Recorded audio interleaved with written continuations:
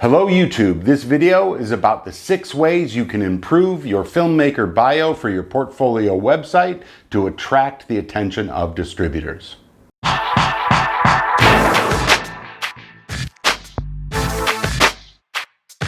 We're gonna shoot something really big. The filmmaker and web series creator bio. We've seen them and probably written a bunch of them. I've seen a ton of them.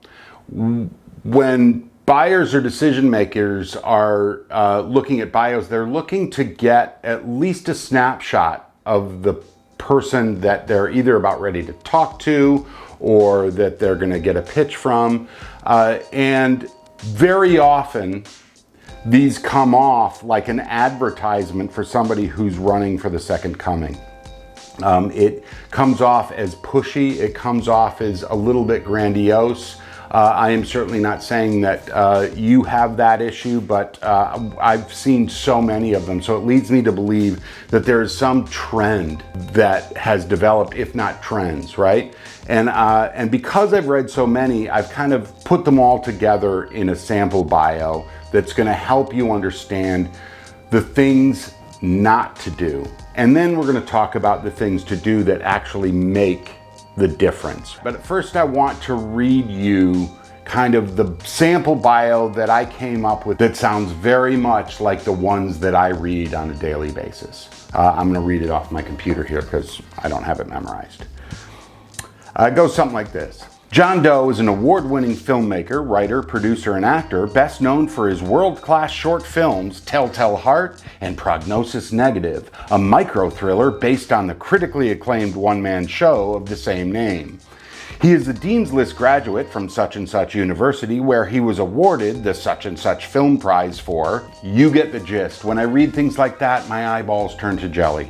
So let's break it down and walk through kind of where that went wrong, and then talk about how we can fix it. First, in general, it suffers from the me syndrome. The me syndrome is, it's all about me. It's about my list of accomplishments. It's a grocery list of things I believe are important to the reader. It totally, on the surface, makes sense, but at the end of the day, it does not take the person who is reading it into account, and that's all that matters. Remember, and you hear me saying it all the time, we are here for them, they are not here for us. We are here to solve a business problem for them. So if this only reads about me, what I'm really saying is, I'm so important that you will be mesmerized by my bio. Or it is designed to overcompensate for maybe a lack of confidence or not believing that you have enough or that you're worthy, so we puff up. And I want to say this very succinctly.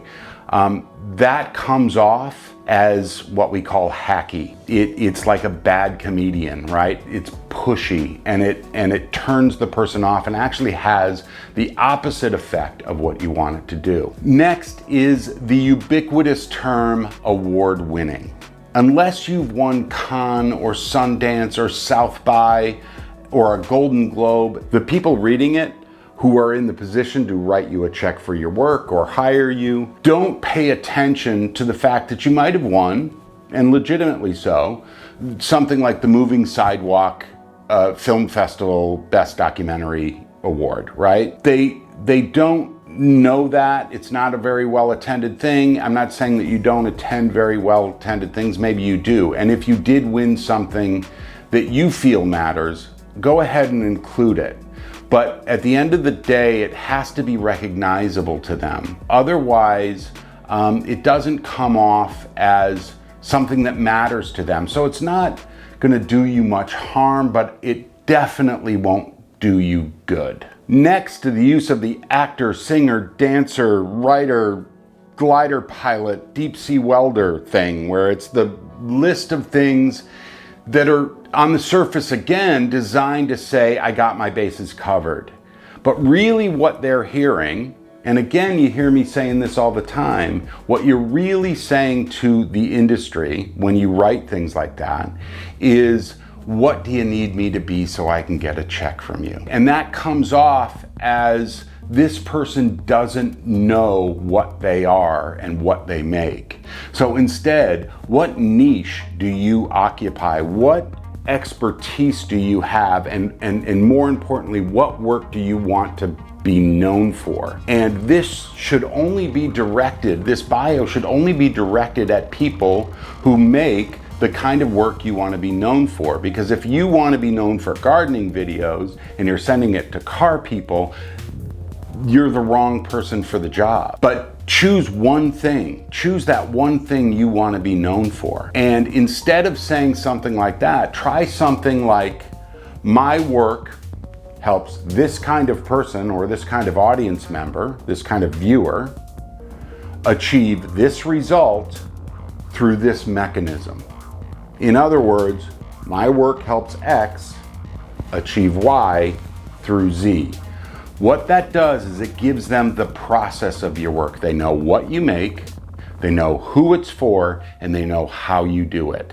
If you do that, now all of a sudden you're sitting in a place where they're saying, I understand what this person does, and I understand how they're gonna get me to solve my business problem, which is I need eyeballs and we need this thing to go either viral or sell tickets or subscriptions or whatever. So that's a really good trick to be able to overcome the actor, singer, dancer, model thing. Next is the term best known for. Most filmmakers at the beginning or even in the middle of their careers who have been doing gig work for a long time and going from, a corporate job to a commercial job to a whole slew of things so that they can pay the bills, and that's understandable.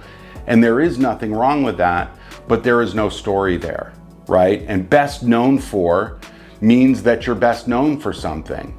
And when you say best known for and you're not best known for it because they don't know who you are, right? Then it makes you sound small. And it comes from, again, a place of weakness. It comes from a place where you're trying to make it seem like you've been around forever and the industry has some semblance of who you are. And if they do, great. But if they don't, best known for, unless you are best known for something, is something you need to stay clear from. And again, it's better to talk about the impact the work you have created has had. What are the results of the work you've created? Another one that drives me a little mad is making up genres like micro thrillers. We don't use that term. It's not something, we get it, it's a small thriller, but just say it's a short film that's a thriller. It is trying to make something seem, again, more important or bigger than it is. Like, this is a thing. It's not a thing. So don't make up genres or try to be, because at the end of the day, it's about leading with cleverness rather than truth, right? And the one thing you never want to do is either be caught bullshitting and puffing up or outright lying, because they will find out, and that can ruin careers. So it is better, and this is something very important, and I want you to listen very carefully. It is better to say, you know what, I did 10 years of gig work, or I did 3 years of gig work, and this is what I learned. And now I'm taking everything I learned from that time period and I'm making it my superhero power. And this is how it solves your business problem, Mr. and Mrs. Buyer, right? So that is really important,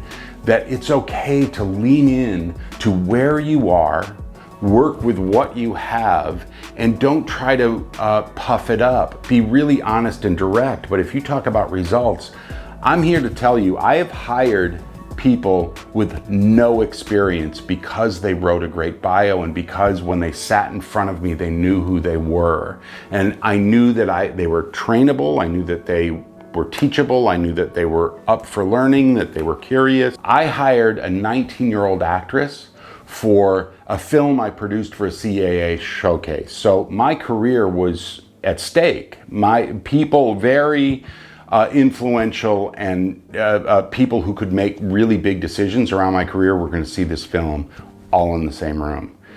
And we auditioned tons of well-known actresses and people who had resumes that were incredible, right? And I told her, you know, why should we hire you when we have access to all of this?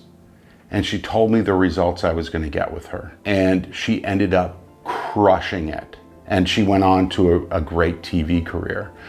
She was going to do that with or without me. She was unbelievable, but she removed the obstacles for why I was going to hire somebody right out of theater school. And so don't think that they only hire the best resume. They hire the right person to get results for them. And somebody who's teachable and is willing to work in their system is even better than somebody who's jaded and been around forever in many, many cases. I'm going to give you a little bonus tip here. Saying that you trained under so-and-so, and they usually have 3 names and it sounds kind of pretentious, like John Bentley Hobbs, right? Some filmmaking teacher that probably moved you and taught you a ton and knew their stuff and was you know, creating generations of creators. But unless you can say it's Ron Howard or some, you know, stalwart director or filmmaker or producer that had impact on the industry that is known widely, it gets tough and it sounds, again, like you're sticking stuff in to impress us. And it doesn't work because we have no context for that person. So be careful when you use that. For me, it's better to leave it out, but if you are going to do it and it is somebody important, that's great. Next, it's the listing your college or university. At the level you want to get to, we're not looking for a degree or a diploma, right? We're not looking for certification. We're looking for what you make and what results you're going to get for us. It doesn't mean that USC and UCLA and NYU aren't amazing film schools. They are, and in some ways they matter. AFI might be a different story. I think that carries a lot of weight, especially in Los Angeles. The times you're going to use it are when you're talking to somebody who went to that school, right? Because there is that little club, kind of alumni clubby vibe that can happen. So again, it's not a never, it's just a use judiciously. It's one of those things that can either be feast or famine. So some things you're going to want to include, you know, again, the solution to this is make it about them. Know their audience, know what they make, and it needs to look like the thing you want to be known for. Be able to talk about what kind of work you create, who it's for, and how you get it done. Talk about what you do that's difficult to achieve, that other filmmakers and other creators can't do, and so therefore you're necessary. And finally, if you've been making corporate films for the last 3-5 years, say it. I've been making corporate films for the last 5 years, and now I'm taking everything I learned and I'm turning it into fighter pilot your next picture. I am here to take everything I learned and get the results that you're looking for. So I hope this has helped. Don't forget to smash the like button. Don't forget to subscribe to the channel. Hit the little bell so you get notified of upcoming videos. And I can't wait to see you in the next one. And I'm talking to you.